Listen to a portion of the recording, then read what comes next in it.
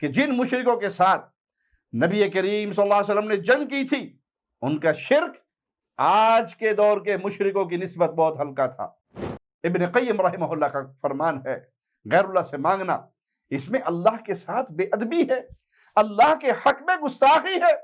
میں سنی عقیدت والا ہوں، تو کیوں مجھ سے جلتا ہے، ایک میں کیا سارا زمانہ خواجہ کے در پہ پلتا ہے۔ اللہ سے نہ مانگنا، اللہ سے سوال نہ کرنا، یہ تکبر ہے۔ السلام علیکم ورحمۃ اللہ وبرکاتہ۔ ان الحمد للہ نحمده ونستعینه ونستغفره ونعوذ باللہ من شرور انفسنا ومن سیئات اعمالنا من يهده الله فلا مضل له ومن يضلل فلا هادي له اشهد ان لا اله الا الله وحده لا شريك له واشهد ان محمدا عبده ورسوله اما بعد۔ القاعدة الثانية، دوسرا قاعدہ، انہم یقولون ما دعوناہم وتوجہنا الیہم الا لطلب القربة والشفاعة۔ کفار مکہ کا کہنا تھا کہ ہم شفاعت و قربت الہی حاصل کرنے کے لیے غیر اللہ کو پکارتے ہیں اور ان کی طرف متوجہ ہوتے ہیں۔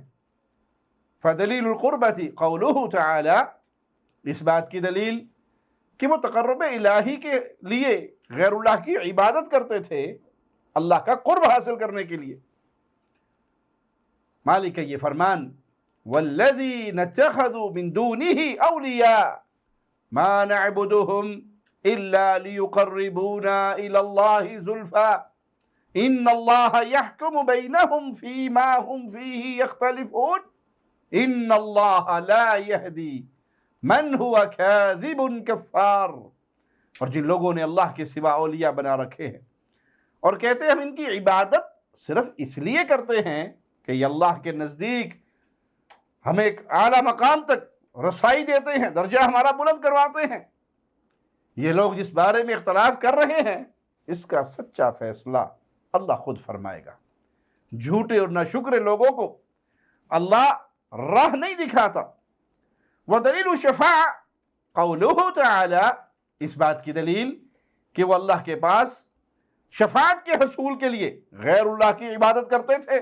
اللہ مالک کا یہ فرمان ہے وَيَعْبُدُونَ مِن دُونِ اللَّهِ مَا لَا يَضُرُّهُمْ وَلَا يَنْفَعُهُمْ وَيَقُولُونَ هَؤُلَاءِ شُفَعَاؤُنَا عِندَ اللَّهِ قُلْ أَتُنَبِّئُونَ اللَّهَ بِمَا لَا يَعْلَمُ فِي السَّمَاوَاتِ وَلَا فِي الْأَرْضِ سُبْحَانَهُ وَتَعَالَى عَمَّا يُشْرِكُونَ۔ اور یہ لوگ اللہ کے سوا ایسی چیزوں کی عبادت کرتے ہیں جو نہ ان کو نقصان پہنچا سکتی نہ ان کو فائدہ دے سکتی، اور کہتے یہ ہیں کہ یہ اللہ کے پاس ہمارے سفارشی ہے۔ یاد رکھیے والشفاعۃ شفاعتان، شفاعت کی دو قسمیں ہیں، شفاعت منفیہ، منفی شفاعت، وشفاعت مثبتہ، اور مثبت شفاعت۔ فالشفاعت منفیہ ما كانت تطلب من غیر اللہ فیما لا يقدر علیہ الا اللہ۔ منفی شفاعت وہ ہے جو غیر اللہ سے ایسی چیز کے بارے میں مانگی جائے جس پر اللہ کے علاوہ کوئی بھی قدرت نہیں رکھتا۔ والدلیل قولہ تعالی، اور اس بات کی دلیل واللہ مالک کا یہ فرمان ہے یا ایھا الذین آمنوا انفقوا مما رزقناکم من قبل ان یأتی یوم لا بیع فیہ ولا خلة ولا شفاعہ والکافرون هم الظالمون۔ اے ایمان والو، جو ہم نے تمہیں دے رکھا ہے اس میں خرچ کرتے رہو، اس سے پہلے کہ وہ دن آئے جس میں نہ تجارت ہوگی، نہ ہی دوستی ہوگی، اور نہ شفاعت جو غیر اللہ سے مانگی گئی ہوگی، اور کافر ہی ظالم ہے۔ والشفاعت المثبتہ ہی التی تطلب من اللہ، اور مثبت شفاعت وہ شفاعت ہے جو اللہ سے طلب کی جائے۔ والشافع مکرم بالشفاعہ، مثبت شفاعت کے ذریعے شفاعت کرنے والے کی اللہ کی طرف سے تکریم کی جاتی ہے۔ والمشفوع له من رضی اللہ قولہ وعملہ بعد الاذن، اور صرف اس شخص کے لیے شفاعت ہو سکتی ہے جس کے قول و عمل سے اللہ راضی ہو اور اللہ اس کے لیے شفاعت کرنے کی اجازت بھی دے۔ کما قال تعالی جیسے کہ اللہ مالک کا فرمان ہے من ذا الذی یشفع عندہ الا باذنہ، کون ہے جو اس کی اجازت کے بغیر اس کے ہاں کسی کی شفاعت کر سکے۔ امام محمد رحمہ اللہ نے اس قاعدے میں یہ واضح کیا کہ جن مشرکوں کے ساتھ نبی کریم صلی اللہ علیہ وسلم نے جنگ کی تھی ان کا شرک آج کے دور کے مشرکوں کی نسبت بہت ہلکا تھا۔ کفار مکہ لات و عزا اپنے بتوں سے رزق نہیں مانگتے تھے۔ لات، عزا، ہبل، منات یہ عرب کے مشہور ترین بت تھے، اور اہل مکہ اور عرب والے ان کی پوجا کرتے تھے۔ کفار مکہ اپنے بتوں سے یہ نہیں کہتے تھے اللہ بارش برساؤ، ہمارے بیماروں کو شفا دے دو۔ ان کی عبادت کیا ہوتی تھی؟ وہ لات و عزا سے، اپنے بتوں سے اللہ کے علاوہ پوجے جانے والی جو نیک صالحین کے نام پہ مورتیاں بنائی ہوئی تھی، وہ ان سے شفاعت اور قربت الہی حاصل کرتے تھے۔ وہ ان کی عبادت یوں کرتے تھے کہ یہ بت ان کو اللہ کے قریب کر دیں گے، ان کا مقصد اللہ کے قریب ہونا، لیکن ان کے ذریعے سے قربت الہی کیسے حاصل کرتے تھے؟ وہ کہتے تھے اے اللہ تم اللہ کے قریب ہو، اپنے رب سے کہو کہ وہ ہمیں رزق دے، وہ ہمارے بیماروں کو شفا دے۔ یہ ان کا شرک تھا، یعنی وہ ڈائریکٹ لات و عزا سے نہیں مانگتے تھے، بلکہ کہتے تھے اے لات و عزا تم اللہ سے مانگ کر دو کیونکہ تم اللہ کے قریبی ہو۔ اور شفاعت کیسے حاصل کرتے تھے؟ وہ کہتے تھے کہ اے اللہ ہمیں اللہ کے قریب کر دو تاکہ وہ اللہ ہماری دعائیں سن لے۔ یہ ان کا شرک تھا، اور اس شرک کی وجہ سے رسول اللہ صلی اللہ علیہ وسلم نے ان کے ساتھ جنگ کی۔ قرآن ان کی ہدایت کے لیے نازل ہوا، انبیاء اور رسولوں کی دعوت ان دو کاموں سے روکنے کے لیے تھی۔ لیکن اگر ذرا غور کریں آج کے دور کے شرک کرنے والوں کا، ان کی کیفیت اور ان کی حالت اور ان کی شرک کی پوٹینسی چیک کریں تو وہ نہ شفاعت حاصل کرنے کے لیے، نہ قربت الہی حاصل کرنے کے لیے، بلکہ وہ اللہ کے مقابل اپنے بنائے ہوئے معبودان سے اس طرح پکارتے ہیں کہ انہیں ڈائریکٹ نعوذ باللہ ثم نعوذ باللہ اللہ کے مقام پر فائز کرتے ہیں، ان کی عبادت کرتے ہیں۔ وہ ڈائریکٹ ان سے کہتے ہیں، سیدنا علی کو کہتے ہیں ہماری مشکل دور کیجئے، ہمیں شفا دیجئے، ہماری کشتی پار لگائیے، ہمیں مصیبتوں سے بچائیے، ہمیں موت سے بچائیے۔ جنگ و جدال کی کیفیت میں ان کو پکارتے ہیں۔ وہ یہ نہیں کہتے کہ آپ اللہ سے لے کر دیں، وہ وسیلے والا معاملہ نہیں ہے، بلکہ وہ ڈائریکٹ پکارتے ہیں۔ پیر جیلانی کی قبر پہ کھڑے ہو کے دعائیاں دیتے ہیں کہ آپ ہمارا سہارا ہیں، آپ نہیں دیں گے تو پھر ہمارا کوئی سہارا نہیں، ہمیں کون دے گا۔ وہ ڈائریکٹ اپنے بنائے ہوئے تراشے ہوئے معبودوں کو پکارتے ہیں۔ معنی یہ کہ آج کے دور کے شرک کرنے والوں کی شریعت نے نعوذ باللہ ثم نعوذ باللہ اللہ کو بھلا دیا، اور پکار کا شرک اتنا پھیل گیا کہ انہیں اللہ کے اور رب کے مقام پر فائز کر دیا۔ ڈائریکٹ ان کو پکارنا شروع کر دیا، ڈائریکٹ اس مردے سے مانگنا شروع کر دیا۔ تو نہیں دے گا تو پھر کون دے گا، خواجہ نہیں دے گا تو پھر کون دے گا، بابا نہیں دے گا تو پھر کون دے گا، کون دے گا؟ نعوذ باللہ، یہ اللہ کی ذات کا انکار نہیں ہے تو کیا ہے؟ یہ نہیں کہ بابا اللہ سے لے کے دے گا، بلکہ بابا نہیں دے گا، خواجہ نہیں دے گا تو پھر کون دے گا۔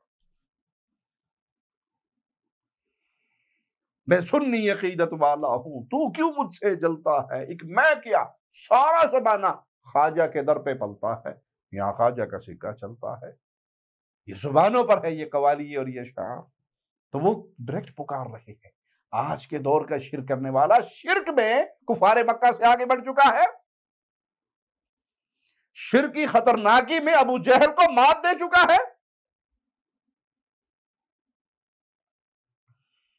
امام محمد رحمہ اللہ کے زمانے میں کچھ مشرک ایسے بھی تھے جو کہتے تھے کہ ہم ان مردوں سے بتوں سے نہیں مانگتے کہ یہ ہماری مدد کریں یا رزق دے، تو پھر اچھا آپ ان سے دعا کیوں مانگتے ہیں، ان کی پوجا کیوں کرتے ہیں؟ کہتے ہیں ہم تو شفاعت اور قربت والے۔ ایسے لوگ آج بھی ہیں، مشرکوں کے کئی گروہ ہیں۔ ساڑیاں سندا نہیں انہاں دی موڑدا نہیں، ساڑیاں انہاں دے گے انہاں دی او دے گے۔ شیطان نے یہ شبہ ڈالا ہوا ہے کہ ہم بڑے گناہگار ہیں، ہم بڑے پاپی ہیں، ہماری نہیں سنتا، یہ بڑے پہنچے ہوئے ہیں، اللہ دے رتے ہوئے نے، اللہ دے لاڑلے نے، انہاں دے ہاتھ اللہ دے خزانیاں وچ نے جو چاند دے کر سکتے ہیں، دے سکتے ہیں، ہماری ان کے آگے، ان کی اس کے آگے۔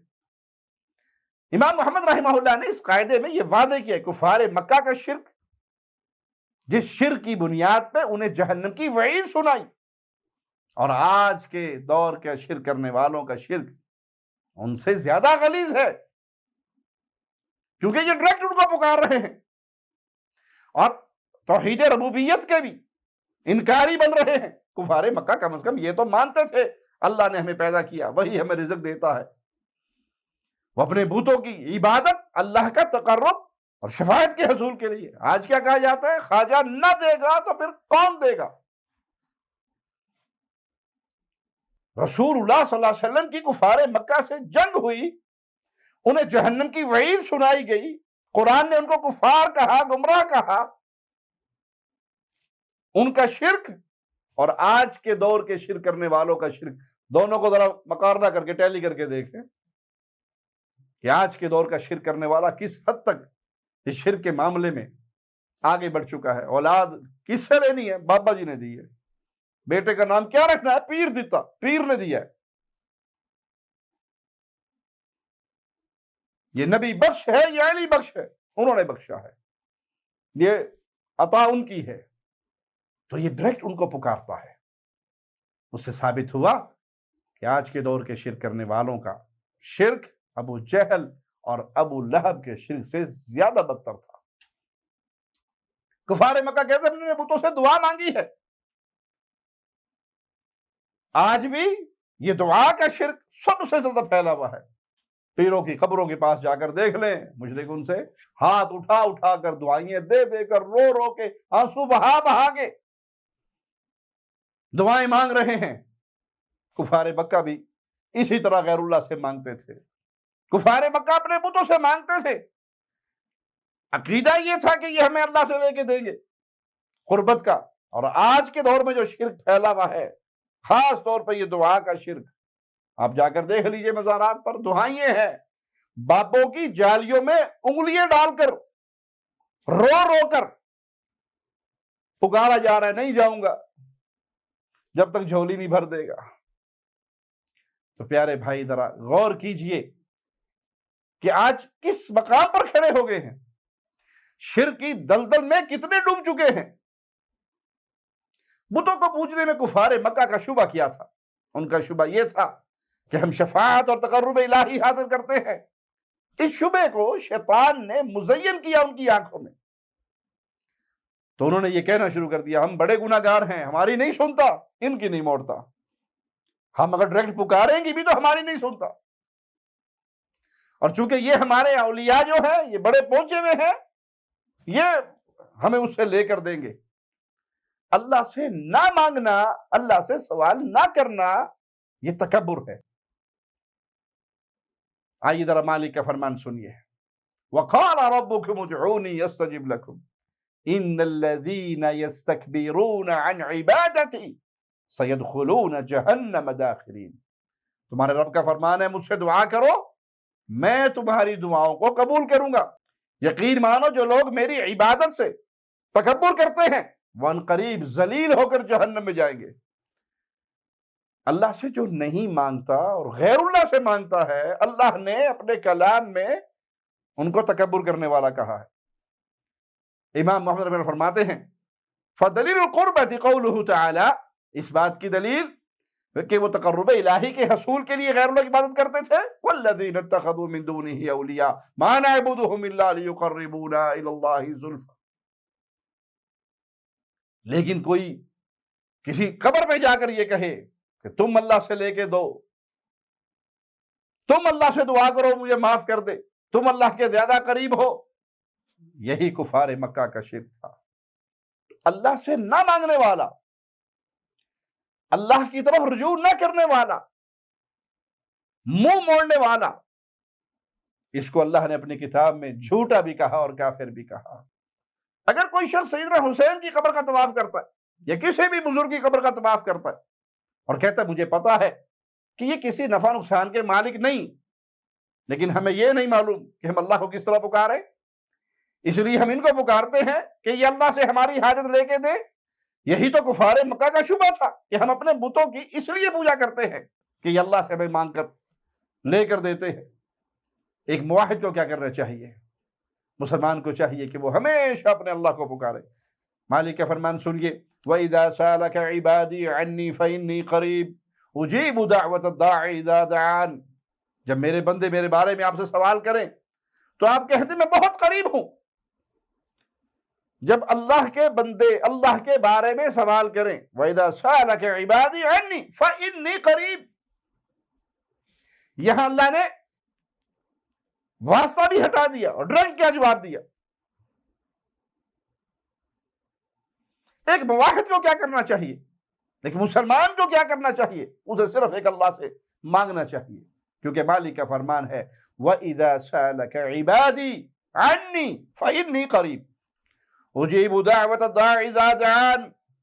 جب میرے بندے میرے بارے میں آپ سے سوال کریں، قرآن کا اسلوب اگر چیک کریں، جہاں بھی سوالات کا ذکر آیا ہے تو اللہ نے قل کہہ کر نبی کے ذریعے جواب دلوایا۔ یہ آپ سے قیامت کے بارے میں سوال کرتے ہیں، قل کہہ دیجئے۔ یہ آپ سے انفال کے بارے میں سوال کرتے ہیں، قل جواب دیجئے۔ ہر جگہ پہ پورا قرآن جہاں بھی آپ یہ سوالات کا ذکر پڑھیں گے، جواب میں اللہ اپنے حبیب سے کہتا ہے جواب دو۔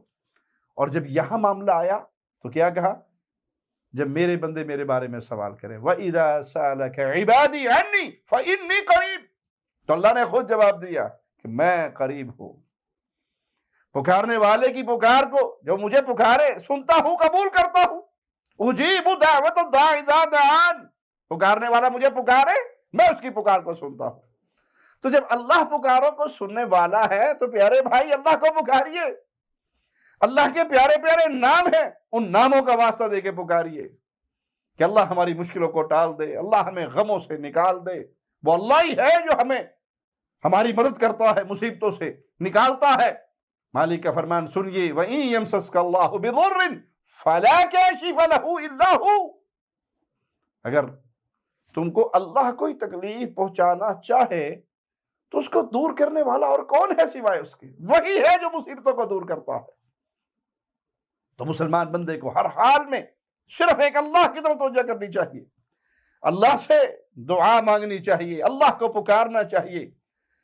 اللہ کی مخلوق، اللہ کے بندے وہ اس قابل نہیں ہے کہ اپنی مصیبتوں میں مشکلوں میں آپ ان کو پکاریں جو فوت ہو گئے، جو قبروں میں دفن ہو گئے۔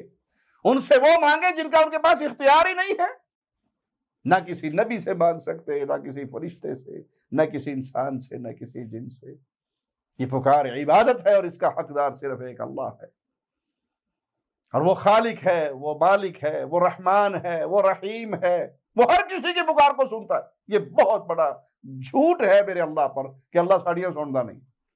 اللہ عورت کی بھی سنتا ہے، مرد کی بھی سنتا ہے، بچے کی بھی سنتا ہے، کافر کی بھی سنتا ہے، مسلمان کی بھی سنتا ہے۔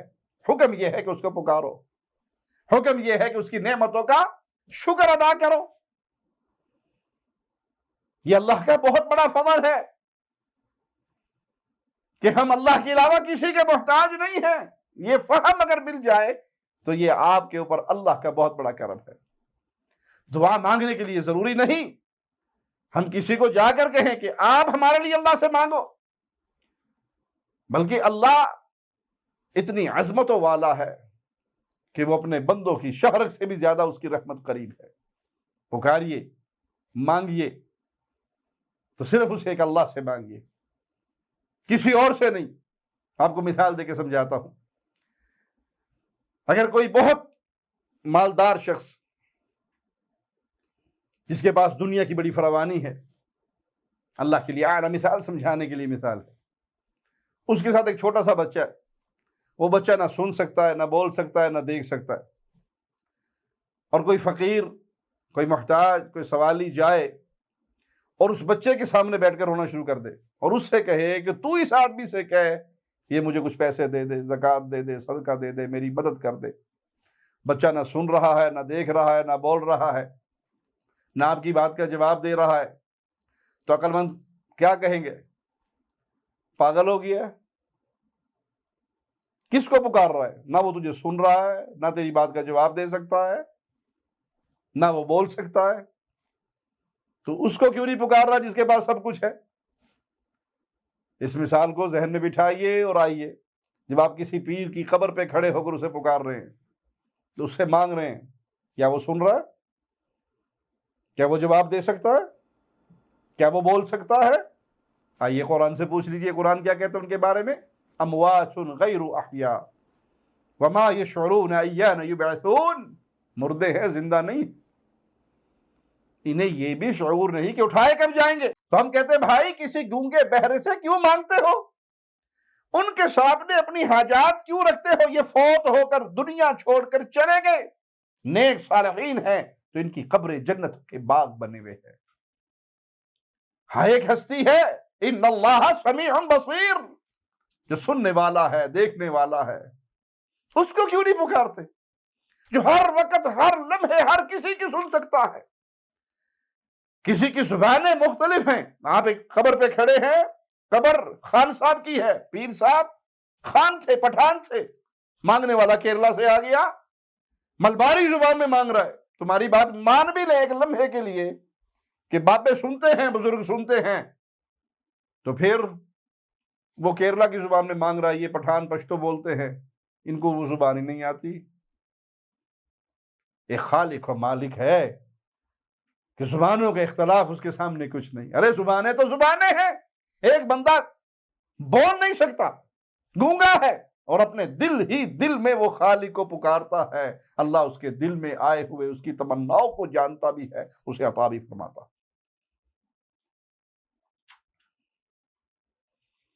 ارے بھائی اس کو سمجھیے، خالق و مالک کی عظمت کو سمجھیے کہ اس کے پاس سب کچھ ہے، وہ سارے خزانوں کا مالک ہے، اس کو چھوڑ کر تم جن کے دروں پہ جا کر گر رہے ہو، وہ تو فقیر ہے، وہ تو منگتے ہیں، وہ تو کلاش ہے، وہ تو خود سوالی ہے اللہ کے در کے۔ کیا یہ اللہ کی شان میں تم گستاخی نہیں کر رہے کہ اس رحمان اور رحیم کریم رب کو چھوڑ کر جس کے پاس سارے خزانوں کی کنجیاں ہیں، فقیروں سے مانگ رہے ہو؟ انتم الفقراء، اللہ نے تو پہلے کہ تم سب کے سب فقیر ہو، محتاج ہو اللہ کی، فقیر ہو اللہ کی طرف، غنی کرنے والا وہی اللہ۔ تو تم نے رب کی عزت کو، رب کے کرم کو پہچانا نہیں۔ اگر پہچانا ہوتا تو کریم رب کے در کو چھوڑ کر کسی اور کے در پہ نہ جھکتے۔ یا ایھا الانسان ما غرک بربک الکریم، نبی کریم صلی اللہ علیہ وسلم کا فرمان ہے کہ اللہ مالک فرماتا ہے انا اغنی الشرکاء عن الشرک من عمل عملا اشرک فیہ معی غیری ترکتہ وشرکہ۔ اللہ مالک فرماتا ہے کہ شریک بنائے جانے والوں میں سب سے زیادہ شراکت سے مستغنی۔ جس شخص نے کوئی عمل کیا اور اس میں میرے ساتھ کسی اور کو شریک کیا تو میں اسے اس کے شرک کے ساتھ اکیلا چھوڑ دیتا ہوں۔ جاؤ جس کے در پہ جانا ہے، جس کے لیے کیا، جس کو دکھلانے کے لیے کیا، اس کے در پہ جا کر اسے سوال کرو۔ اللہ مالک بے نیاز ہے، اسے کسی کی ضرورت نہیں، اور ہر کسی کو اس کی ضرورت ہے۔ جب انسان اپنی عبادت میں غیر اللہ کو پکارتا ہے تو اللہ اس کے اس عمل کو باطل کر دیتا ہے۔ اللہ کے پاس سارا کچھ ہے، وہ سب جہانوں کا مالک ہے، اس کے در پہ آ کر تو دیکھو، اس کے در سے مانگ کر تو دیکھو، اس کے در کے منگتے بن کر تو دیکھو۔ ابن قیم رحمہ اللہ کا فرمان ہے غیر اللہ سے مانگنا، اس میں اللہ کے ساتھ بے ادبی ہے، اللہ کے حق میں گستاخی ہے۔ اہل شرک کہتے ہیں ہم اس پیر سے یا اس خبر والے سے دعا نہیں مانگ رہے، ہم تو شفاعت مانگ رہے ہیں، ہمیں وسیلہ چاہیے۔ تو پیارے بھائی نبی کریم صلی اللہ علیہ وسلم بھی تو قیامت کے دن اپنی امت کے لیے سفارش کریں گے۔ سفارش کی ان دو قسموں کو نہ بھولیے، منفی اور مثبت۔ منفی یہ ہے جو غیر اللہ سے مانگی جائے، جو کسی مردے سے مانگی جائے، جو کسی مجبور سے مانگی جائے، یا کسی ایسے شخص سے مانگی جائے جو موقع پر موجود ہی نہیں ہے، وہ آپ کی سن بھی نہیں رہا، خود موجود بھی نہیں ہے، ہزاروں میل دور ہے، اور آپ ایک کونے میں بیٹھ کے اس کو پکار رہے ہو، وہ آپ کے کس کام آ سکتا ہے؟ تو جو معاملہ اللہ کے ہاتھ میں ہے تو اس اللہ کو پکاریے۔